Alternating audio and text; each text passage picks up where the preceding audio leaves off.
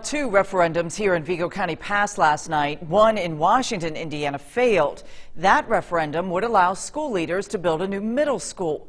News 10 Bureau Chief Gary Bryan tells us what happens now. Washington community schools have worked for over 2 years to draw up plans for a new middle school. However, after a referendum was voted down last night, school leaders are back to the drawing board. Talks of a new middle school in Washington have lasted for 2.5 years, but it took only a few hours to change plans completely. No doubt we're disappointed. We did not expect that type of an outcome. We've spent 2.5 years attempting to gather information from the public, to communicate with the public, and yet somehow we didn't reach a portion of the people. The project would have cost around $38 million.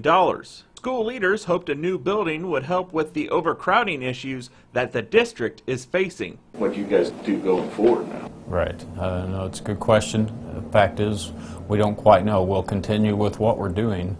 Superintendent Dan Roach hoped a new middle school would also provide more room for more programs. We'll evaluate our program given our current restraints and what can we in fact do to help these kids, because this is all about how do we prepare these kids for the workforce of the future. According to state laws, the issue could be brought back to voters next year. However, the plans laid out would have to be drastically different. As overcrowding stays a problem, Roach believes a project will still be needed in the future. Nothing has changed. We have space constraints, and if in fact Washington would grow as a community, once again we have space constraints and we need to do something. The school district plans to keep the land that they had planned to build the new middle school on. In Washington, Gary Bryan, News 10.